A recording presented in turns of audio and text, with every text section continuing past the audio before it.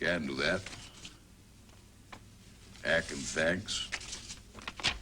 Ack and thanks. And lock these telegrams up. What are those? The bills. Bills. Oh, I don't understand that at all. You can pay £150 on that. £80 for electricity. See what we paid for the same quarter last year. Why?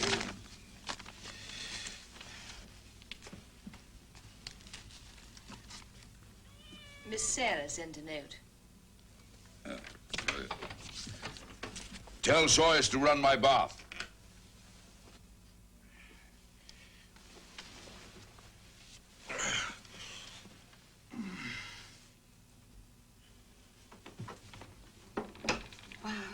Wow. I know you always tell me to speak out and say what I have to say, but sometimes it sticks. Sarah. My little mule. You persevered and studied your theatrical profession for 2 years. Are you not betraying your training and dedication by marrying so soon? I love him, Papa. He's 18 years older than you are. He loves me. He's been married twice already. I know his ways of you can be, Papa. The only thing I am doubtful of in deciding whether to marry him is the effect it'll have on our relationship. Yours and Mama's with me. Although he's lived many years in the United States, he's an Austrian. You promise me one thing. Do not marry him until he's become an American citizen. If you do, and he has not changed his nationality, in 3 years' time, you will be married to the enemy, and I will not be able to protect you once you have lost this. Thank you, Papa. We are being led into the most terrible trouble now. Your bath's ready, sir. Thank you, Papa.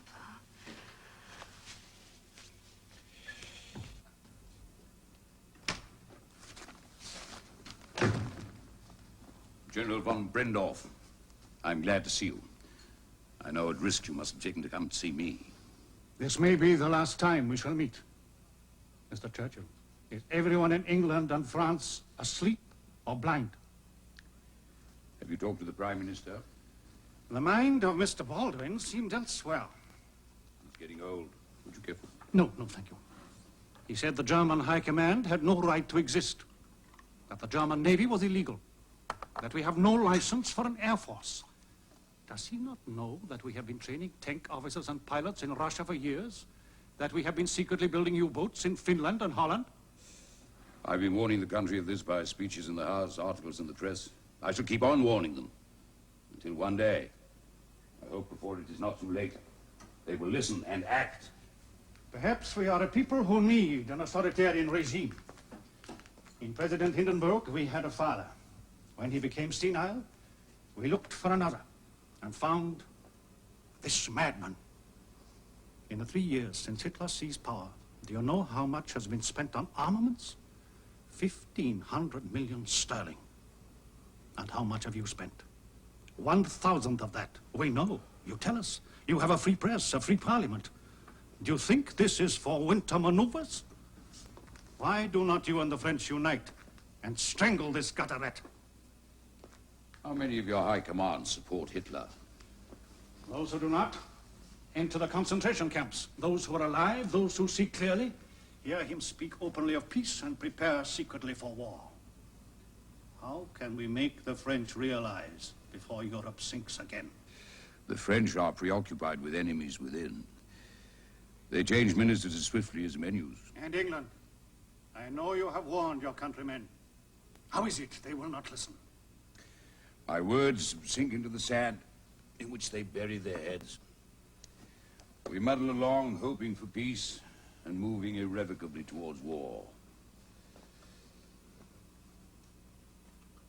You have brought me some news.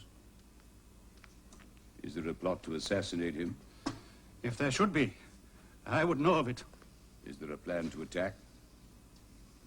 You know that in the first chapter of Mein Kampf, Herr Hitler swears to bring the Austrian people into the fatherland. Where is the attack to be?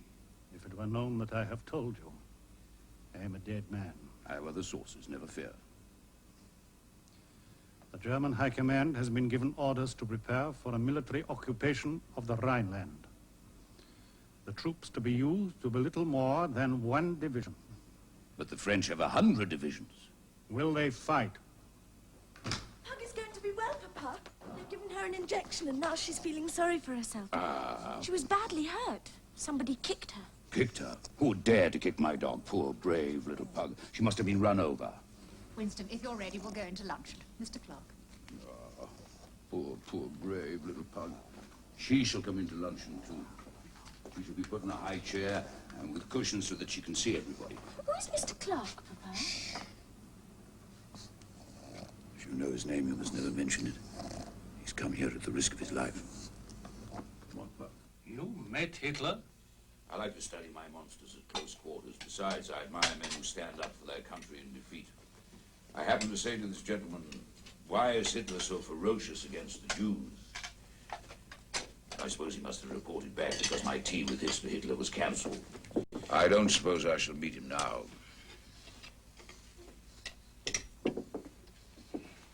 Mr. Churchill, what do you think of the mood of the French? Will they fight? Je ne sais pas. Will you fight? That is a question for the Prime Minister. What do you think of your Stanley Baldwin? What do I think of the Prime Minister? Once upon a time, Mr. Baldwin was wiser than he is now. He used to take my advice. If the German Chancellor wanted to march into the Rhineland, after all, he was only walking into his own back garden. How should we feel if we'd been kept out of Yorkshire for 15 years? I told the French Foreign Minister when I saw him that it is 1 chance in 100 that war would result because Herr Hitler had occupied the Rhineland. I cannot commit Great Britain. Mr. Churchill? In these last fluid years, French foreign ministers, and Monsieur Flandin among them, have been content to find in British pacifism an excuse for their own. What do they have to fear? The French army is the largest in the world, and pacifist to the core.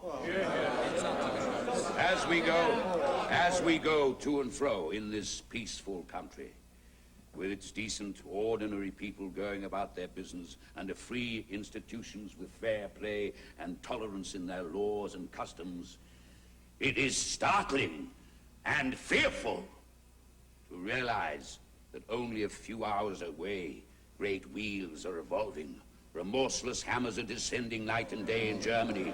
Does the House realize that the equivalent of 1,500 million pounds have been spent on armaments in the Third Reich in the last year?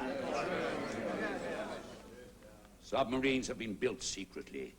The most warlike and, in many ways, the most efficient people in Europe are becoming welded into a tremendous fighting machine.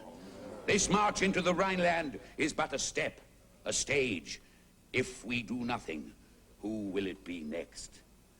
Austria, Czechoslovakia, Poland? Unless we take warning and build up defenses of every kind, we ourselves may someday be the victims. Last chapter of the book of the prophet Jeremiah. Order! The Prime Minister. When the right honourable gentleman speaks in this debate, or other debates, the House always crowds in to hear him. It listens and admires. It laughs when he would have it laugh. It trembles when he would have it tremble. But it remains unconvinced, and in the end, it votes against him.